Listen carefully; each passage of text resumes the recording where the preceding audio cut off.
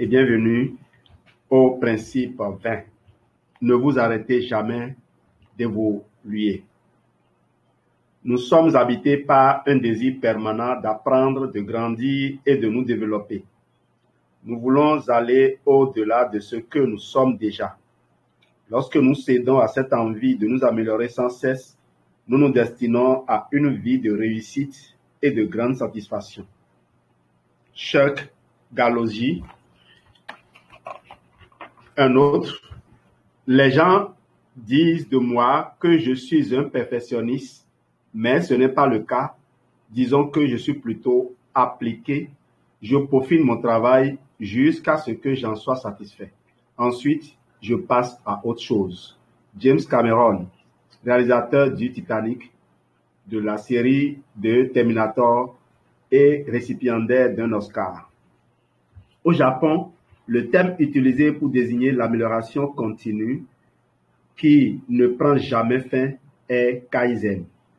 Il ne s'agit pas seulement de la philosophie de fonctionnement de l'entreprise japonaise moderne, c'est aussi la philosophie millénaire des guerriers et elle est devenue le mantra personnel et la clé du succès de millions d'individus à travers le monde.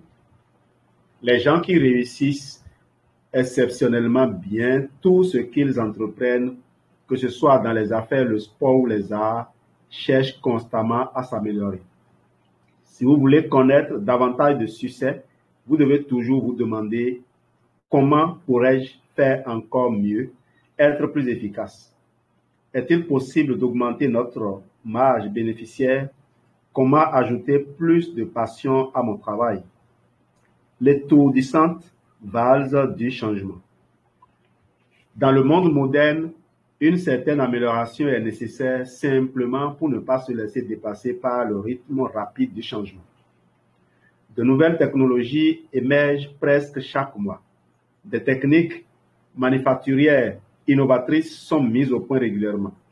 De nouveaux mots apparaissent dès qu'une nouvelle mode ou qu'un nouveau courant de pensée voit le jour. Et ce que nous apprenons à notre sujet, sur notre santé, sur le pouvoir de la pensée humaine, ne connaît pas de limite. La simple survie exige un effort perpétuel d'adaptation, mais pour s'épanouir pleinement dans la vie, pour s'épanouir pleinement dans la voie du succès, une stratégie plus soutenue d'amélioration personnelle est nécessaire. S'améliorer par petites étapes.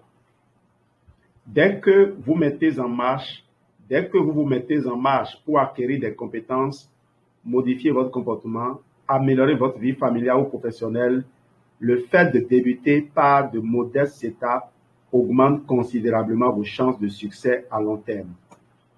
Essayer d'en faire trop rapidement risque de condamner vos efforts ou ceux des autres qui vous accompagnent dans ce processus à l'échec, renforçant la croyance qu'il est difficile, sinon impossible de réussir. En commençant par des objectifs limités que vous atteindrez à coup sûr, vous renforcerez en vous la croyance qu'il vous est possible de vous améliorer. Choisissez ce que vous voulez améliorer. Au travail, votre but pourrait être d'améliorer les produits et le service de votre entreprise, votre programme de service à la clientèle ou votre publicité. Sur le plan professionnel, vous pourriez vouloir améliorer vos compétences à l'ordinateur, accélérer votre vitesse de frappe au clavier, développer vos habiletés comme vendeur ou négociateur. À la maison, il peut s'agir de vos compétences comme parent, de votre aptitude à communiquer ou de vos talents culinaires. Vous pouvez vous concentrer sur l'amélioration de votre santé ou de votre condition physique, de la gestion de vos finances et de vos investissements ou de votre jeu au piano. Ou peut-être avez-vous envie d'accéder à une plus grande paix intérieure par la méditation, le yoga ou la prière. Quel que soit votre but, choisissez ce que vous souhaitez améliorer. Élaborez ensuite un plan d'action. S'agit-il d'apprendre une nouvelle technique? Une école de votre localité donne peut-être un cours du soir dans ce domaine.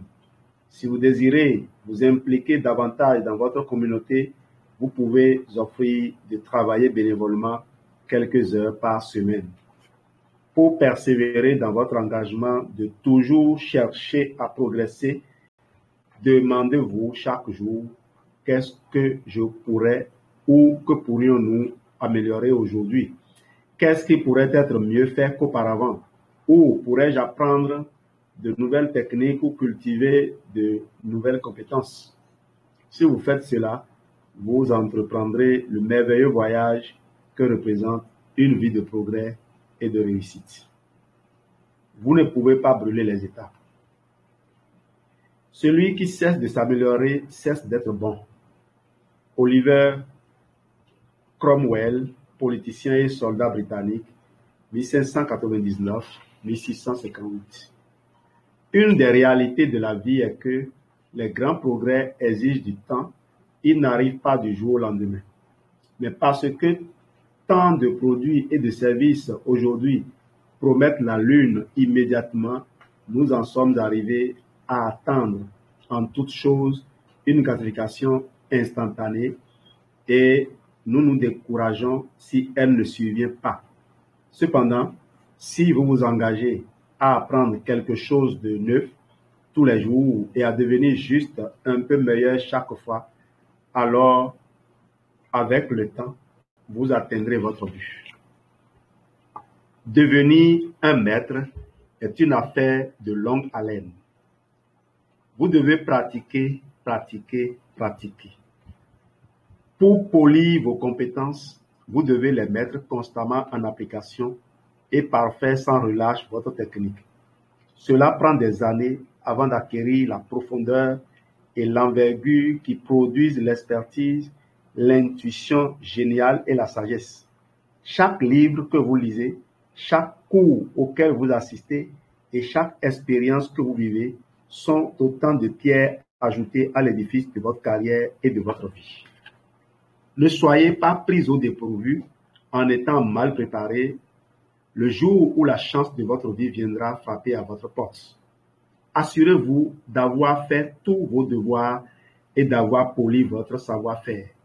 Les acteurs se préparent habituellement pendant des années en suivant des cours, en se produisant dans des théâtres communautaires, en jouant sur de petites scènes, en acceptant des rôles modestes dans les films et à la télévision, en s'inscrivant à d'autres cours d'interprétation, en travaillant leur voix, leur diction et leur accent, en suivant des leçons de danse, en s'entraînant aux arts martiaux, en apprenant l'équitation, en acceptant de jouer les seconds violons, jusqu'à ce qu'un jour, un premier rôle qui semble avoir été écrit expressément pour eux se présente, et alors ils sont prêts.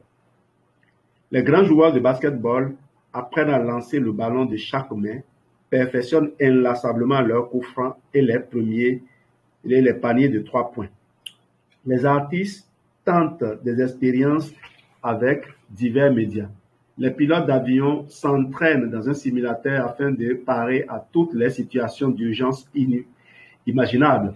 Les médecins retournent aux études pour apprendre de nouvelles procédures et obtenir des attestations et des reconnaissances professionnelles avancées.